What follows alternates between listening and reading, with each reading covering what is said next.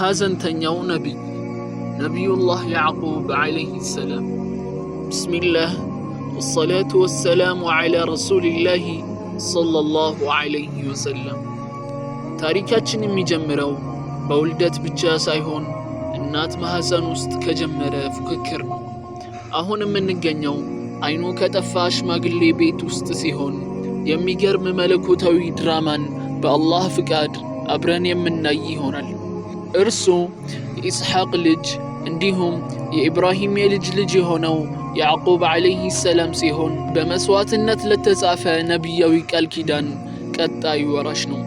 እናቱ ማህፀን ውስጥ እንዳለም ተወልዶ ገና መራመድ ሳይጀምርም የእርሱና የመንትያ ወንድሙ ኢስ ፉክክር እንዳለ ነበር። ሕይወታቸው ጸጸቱ ከህመሙ የተነሳ አይን ሊያጠፋ ወደሚቀርብ ትልቅ ነገር ላይ ለመድረስ በተደረገ ፉክክር የተሞላ ነበር።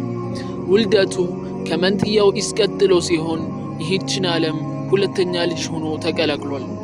ይህም ቢሆን ግን መለኮታዊ ጥበብ ወደ እርሱ ታዘነብል ነበር። አባታቸው ኢስሐቅ ዓለይሂ ሰላም ለሁለቱም ልጆቻቸው ፍቅር ቢኖራቸውም በኢስ ጉዳይ ግን አይደራደሩም ነበር። እንደዛም ቢሆን ግን ኢስሐቅ ነቢያዊ ውርስ በአላህ ፍቃድ መሰረት ወደ ያዕቁብ ዓለይሂ ሰላም ሂዷል። ነገር ግን የያዕቁብ ዓለይሂ ሰላም የአባትና አያታቸውን መስመር መያዝ በወንድማቸው ኢስ ላይ ትልቅ የሆነን ጥላቻ ፈጥሯል። ጥላቻውም ከቀን ወደ ቀን እየጨመረ ስለመጣ ወንድሙን ለመግደል መዛዝ ጀመረ። ይህንም ባዩ ጊዜ ነቢዩላህ ኢስሐቅ ለልጃቸው ኢስ አላህ ለዘሮቹ ምድርን ምቹ እንዲያደርግለት ፍራፍሬዎችንና ሲሳዮችን ሁላም እንዲያበዛለት የማባበያ አይነት ዱዓ አደረጉለት። ነገር ግን የልጇ ነገር ያሳሰባት ረፍቃ ያዕቁብን ሐራን ወደሚገኘው ላባን ወደሚባለው ወንድሟ ዘንድ የወንድሙ ቁጣ እስኪበርድለት ድረስ እዛው እንዲቆይ እንዲሁም አንዷን የላባንን ሴት ልጅ እንዲያገባ ብላ ለኢስሐቅ ዓለይሂ ሰላም አማከረቻቸው። ኢስሐቅም በሚስታቸው ሐሳብ ስለተስማሙ የተባሉትን አደረጉ። ያዕቁብ ዓለይሂ ሰላም ቤተሰባቸውን ተለይተው ወደ ሐራን ጉዞ ጀመሩ። ምሽቱ ሲደርስባቸውም አንድን ድንጋይ ተንተርሰው አረፋሉ። እንቅልፍ ሸለብ ባደረጋቸው ጊዜም በህልማቸው መላእክት ከሰማይ ሲወርዱና ሲወጡ ተመለከቱ። አላህም አንተንም ዘሮችህንም እባርካችኋለሁ፣ ይህንንም ቦታ ለአንተና ካንተ በኋላ ለሚመጡ ህዝቦች አረገዋለሁ አላቸው። ያዕቁብ ዓለይሂ ሰላም ከህልማቸው ሲነቁ በህልማቸው ባዩት ነገር እጅግ ደስተኛ ሆኑ። እንዲህም ሲሉ ስለተሰሉ በሰላም ወደ ቤተሰባቸው ከተመለሱ እዚህ ቦታ ላይ አላህን ማምለኪያ ቦታ እንደሚገነቡ እንዲሁም ቦታውን እንዳይረሱት በማሰብ የተንተራሱበት ድንጋይ ላይ ዘይትን አፈሰሱ። ቦታውንም ቤተል ወይም የአላህ ቤት በማለት ሰየሙት። በኋላ ላይ ቦታው የኢየሩሳሌም ወይም ቁድስ መመስረቻ ቦታ ሆነ። ከዚህም በተጨማሪ የሀብታቸውን 1/10 ለአላህ ብለው እንደሚሰጡ ቃል ገቡ። ሐራን ወደሚገኘው አጎታቸው ጋር ሲደርሱም የአጎታቸውን 2 ሴት ልጆች ተመለከቱ። የመጀመሪያዋ ሊያ ስትባል፣ ሁለተኛዋ ደግሞ ራሂል ትባላለች። ሁለተኛዋ ቆንጆና ያዕቁብ ልብ ውስጥ ቦታ የነበራት ስትሆን የመጀመሪያዋ ግን ያን ያክል አልነበረችም።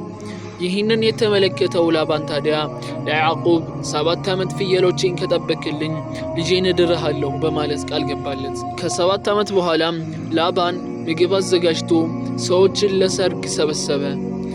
ቀኑ ደንገዝገዝ ሲልም የመጀመሪያ ልጁ ሊያን ለያዕቁብ ዳረለት። ሲነጋ ያዕቁብ ያገባው ራሂልን ሳይሆን ሊያን እንደሆነ ተመለከተ።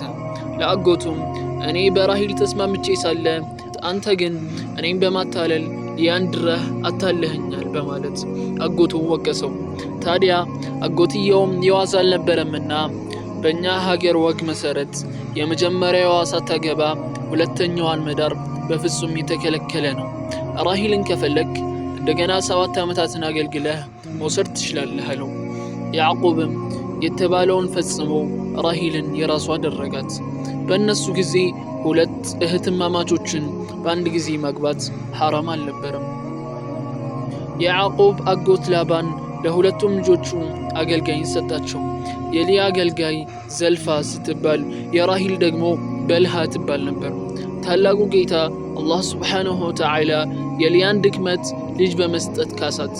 የመጀመሪያ ልጇ ሩቢን ሲባል ከሱ ቀጥሎ ሽምዖን፣ ላዊ እና ይሁዳ ይከተላሉ። ይህን ስታይ ምቾት ያልተሰማትና መውለድን ቢያላት ራሂል ለያዕቁብ ልጅ እንድትወልድለት በማሰብ አገልጋዩን በልሃን ሰጠችው። በልሃም ናፍታሊን የሚባል ልጅን ወለደች። ታዲያ ይህን ስታይ ያልተደሰተችው ሊያ ዘልፋ የምትባለዋን አገልጋዩን ለያዕቁብ ዳረችው። ዘልፋም ጃድ እና አሺር የሚባሉ ልጆችን ወለደች። ሊያም እንደገና በማርገዝ ኢሳቺር የሚባልን ልጅ ከሱ በመቀጠልም ዘቡሉን የሚባልን ልጅ ወለደች። በመጨረሻም ሊያ ዲናህ የምትባልን ሴት ልጅ ወለደች። በአጠቃላይም ሊያ ከያዕቁብ 7 ልጆችን ፈጠረች። ይህንን ስታይ ራሂል አላህ ልጅን እንዲሰጣት ዱዓ አደረገች። አላህም ጥሪዋን ተቀብሎ ቆንጆና የተከበረ ዩሱፍ የሚባልን ታላቅ ልጅ ሰጣት። ይህ ሁሉ የሚፈጠረው ሐራን ምድር ላይ ያሉ ሲሆን ያዕቁብ ዓለይሂ ሰላምም የአጎታቸውን በጎች እየጠበቁ ሳሉ ነበር። ከ20 የበግ ጥበቃ ዓመታት በኋላ ያዕቁብ ለአጎቱ ቤተሰቦቹን መጠየቅ እንደሚፈልግና እዛውም መኖር እንደሚፈልግ ነገሩ። አጎቱ ላባንም ያዕቁብ ሆይ እኔ ባንተ ምክንያት ብዙ ንብረቶቼ በረካ ሆነውልኛልና የፈለግከውን ውሰድ አለው። ያዕቁብም አጎቱ በጣም ብዙ በጎችና እንስሳቶች ስለነበሩት ለአጎቱ በዚህ ዓመት የሚወለዱትን ሁሉ በጎች ስጠኝ፣ ከተቀሩት እንስሳቶችም መልካቸው ጥቁር በነጭ ሆነው የሚወልዱትንም ስጠኝ፣ ነጭ ዳማዎችንና ቀይ ዳማዎችንም ስጠኝ አለው። አጎቱ ላባንም ያለማንገራገር እሺ አለው። ያዕቁብም ይህንን ትልቅ ኃላፊነት ልጆቹ እንዲወጡ ታዘዘ። እርጉዝ የሆኑ እንስሳቶችን ከሌሎች እንስሳቶች የ3 ቀን መንገድ እንዲራራቁ አዘዘ። ነጭና ቀይ ዳማዎችንም እንደዛው አራራቃቸው። ይህንን ካደረገ በኋላ እርጉዞቹም ወለዱ።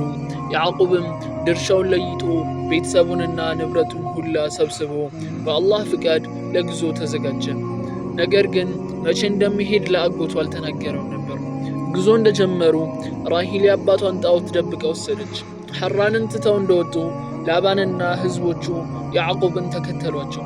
ላባንም ያዕቁብ ጋር ሲደርስ እንዴት ሳትነግረኝ ትተኸኝ ትሄዳለህ? ባውቅ ኑሮ እኮ ድግስ ደግሼ በደስታ እንድትሄዱ አደርግ ነበር። ደግሞ ለምን ጣዖቴ እንደወሰድክም አልገባኝም አለው። ያዕቁብ ግን ስለ ጣዖቱ ምንም እውቀት ስለሌለው እኔ አልወሰድኩም ብሎ ተከራከረው። በዚህ ጊዜ ላባን የያዕቁብን ሚስቶችና አገልጋዮች መፈተሽ ጀመረ። ራሂል ጣዖቱን ከበታቿ ካለው የግመል ኮርቻ ስር ሸሽገዋለች። ነገር ግን የወር አበባ ላይ እንዳለች በመናገር ከመቀመጫዋ ሳትነሳ ቀረች። ከዚህ በመቀጠል ያዕቁብና አጎቱ ኸሊድ የሚባል ቦታ ላይ አረፍ ብለው ቃል ኪዳን ተገባቡ። ላባን ለያዕቁብ ልጆቼን በመጥፎ እንዳታይብኝ ከእነርሱም ውጪ ሌላ እንዳታገባባቸው ብሎ ቃል ኪዳን አስገባው። አሁን ያዕቁብና ላባን የመጨረሻ መለያያ ቦታ ስለሆነ ምግብ አብስለው ህዝቦቻቸው ጋር ማዕድን ተቋደሱ። ሲጨርሱም ተሰነባብተው ሁለቱም ወደ ሀገራቸው ጉዞ ጀመሩ። ያዕቁብ ዓለይሂ ሰላም ሰዒር ወደምትባለው ቦታ ሲደርሱ መላእክት ሰላም አሉት።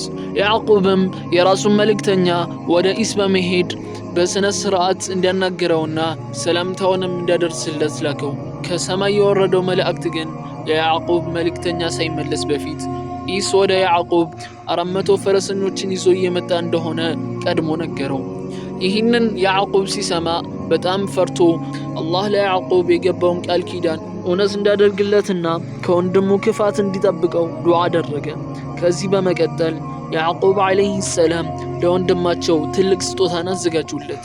200 ሴት ፍየሎችን ከ20 ወንድ ፍየሎች ጋር፣ 200 ሴት በጎችን ከ20 ኮርማዎች ጋር፣ 30 ሴት ግመሎችንና 40 ላሞችን ከ2 በሬዎች ጋር፣ 20 ሴት አህያዎችን ከ10 ወንድ አህያዎች ጋር አድርገው አዘጋጁለት። ከዚህ በመቀጠል ያዕቁብ ለአገልጋዮቻቸው መንጋዎቹን ወደፊት እንዲነዷቸው ካዘዙ በኋላ እርሳቸውና ቤተሰቦቻቸው ከመንጋዎቹ ኋላ ቀሩ። ለአገልጋዮቻቸውም የኔን ወንድም ኢስን ስታገኙት እናንተ ማን ናችሁ? ወዴት ነው የምትሄዱት ብሎ ይጠይቃችኋል። እናንተም እነዚህ አገልጋይ ያዕቁብ ንብረት ሲሆኑ ለአለቃችን ኢስ የተዘጋጁ ናቸው፣ በተጨማሪ እርሱ ከኋላችን ነው አናግረው በሉት ብሎ አዘዘ። ያዕቁብ ዓለይሂ ሰላም ከሚስቶቹ ከአገልጋዮቹና ልጆቹ ጋር በመሆን የሁለት ሌሊት መንገድ ያክል ወደ ኋላ ቀረ። ከዚያም በቀን ማረፍና በሌሊት መጓዝ ጀመረ። የሁለተኛው ሌሊት ንጋት ሲመጣ አንድ መልአክ በሰው መልኩ ሆኖ ወደ ያዕቁብ መጣ። በዚህ ሰዓት ያዕቁብ መልአክ መሆኑን ስላላወቀ ትግል ጀመሩ። ያዕቁብ እስኪደክም የመልአኩም ታፋ እስኪጎዳ ድረስ አንገት ለአንገት ተናነቁ። ቀኑ በደንብ ሲነጋም መልአኩ ለያዕቁብ ማን ነው ስምህ ብሎ ጠየቀው። ያዕቁብም ያዕቁብ ነው በማለት መለሰ። መልአኩ ለያዕቁብ አንተ ከዛሬ ጀምሮ በእስራኤል እንጂ በሌላ ስም መጠራት የለብህም በማለት ተናገረው። ያዕቁብም ለመልአኩ ማነህ አንተ ማን ነው ስምህ በማለት ጠየቀው። መልአኩም ወደ ሰማይ ተአረገ። በዚህ ሰዓት ያዕቁብ መልአክ እንደነበር ተገነዘበ። ከትንሽ ቆይታ በኋላ ያዕቁብ ካሉበት ቀና ሲሉ ወንድማቸው ኢስ ሲመጣ ተመለከቱት። መላእክት ለአደም እንዳደረጉት የአክብሮት ስግደት ያዕቁብ ለታላቅ ወንድማቸው ኢስ የአክብሮት ስግደት አደረጉለት። ኢስ ወንድሙን ያዕቁብን ሲመለከት እየሮጠ መጥቶ አቅፎ ሳመው። ወደ ኋላው ሲመለከትም ሕፃናትና ሴቶችን ተመለከተና በመገረም እነዚህ እነማን ናቸው ሲል ጠየቀ። ያዕቁብም እነዚህ አላህ ለኔ የሰጠኝ የአንተው አገልጋዮች የሆኑት ሊያህ ራሂልና አገልጋዮቻቸው ናቸው ሲል አስተዋወቃቸው። እነሱም ለኢስ የአክብሮት ስግደት አደረጉ። ያዕቁብም ለወንድሙ ስጦታውን እንዲቀበለው ደጋግሞ ጠየቀው። ኢስም ስጦታውን ተቀበለ። ኢስ ሰዎቹን ይዞ ከያዕቁብ በፊት ተመለሰ። ያዕቁብ ሚስቶቹን አገልጋዮቹንና መንጋዎቹን ይዞ ሰዒር ወደሚባለው ተራራ ተጓዘ። ሳሁር የሚባለው ቦታ ላይ ሲደርስም ለራሱ ቤት ለእንስሳቶቹን መጠለያ ነገር ሰራ። ከዚህ በኋላም ኢየሩሳሌም ውስጥ በሚገኘው የሼቼም መንገድ አቅራቢያ ካምፕ አደረጉ። በመቶ ፍየሎችም ሼቼም ኢብኑ ሐዋር ከሚባል ሰው ቦታ ገዙ። ይህንን እንዲያደርጉም አላህ ሱብሓነሁ ወተዓላ አዟቸው ነበር። በቦታው ላይም የአሁኗ ኢየሩሳሌም ውስጥ የሚገኘውን መስጂድ አልአቅሳ መሰረት ጣሉ። ይህ ቦታ መጀመሪያ ላይ ነቢዩላህ ያዕቁብ ወደ ሐራን ሲሄዱ ህልም ያዩበትና ለማስታወሻ ብለው ድንጋይ ላይ ዘይት ያፈሰሱበት ቦታ ሲሆን በኋላ ላይም የዳውድ ዓለይሂ ሰላም ልጅ ሆነው ነቢዩላህ ሱለይማን ዓለይሂ ሰላም እንደገና ገንብቶታል። በያዕቁብ ልጅ ዲና መልክ የተማረከው ሼቼም ኢብኑ ሐዋር በሷ ላይ መጥፎ ነገርን አሰበ። ሰው ሁላ የተዘናጋበትን አጋጣሚን ተጠቅሞ አስገድዶ ደፈራት። በኋላ ላይ ነገሩ ሲጋለጥበት ዲናን ለማግባት ጠየቀ። ነገር ግን በሁኔታው የተበሳጩት የያዕቁብ ልጆች አንተና የአካባቢ ሰዎች እስካልተገረዛችሁ ድረስ እህታችንን ላንተ አንሰጥም አሉት። በያዕቁብ ልጅ ፍቅር በክፉ የተለከፈው ሼቼምም እሱም ተገርዞ የአካባቢውን ወንዶችም እንዲገረዙ አደረገ። ከተገረዙ ከ3 ቀን በኋላ ላይም የሰዎቹ የግርዛት ቁስል እየጨመረ መጣ። ይህንን አጋጣሚ በመጠቀምም የያዕቁብ ልጆች ሼቼምንና የአካባቢውን ወንዶች በሙሉ ገደሏቸው። ከእነርሱም ውስጥ የመጨረሻው ሰው ብቻ ሲቀር አንድም ወንድ አልተረፈም ነበር። በሰዓቱ ነፍሰ ጡር የነበረችው ራሂል ቢንያሚን የሚባልን ወንድ ልጅ ወለደች። ነገር ግን በተፈጥሮ ምጥ ይጠናባት ነበርና ልጁን ከወለደች በኋላ ሕይወቱ አለፈ። ያዕቁብና ቤተሰቦቹ ራሂልን ኢፍራዝ በምትባል ቦታ ላይ ቀበሯት። መቃብሯ እስካሁን ድረስ በሰዎች ይጎበኛል።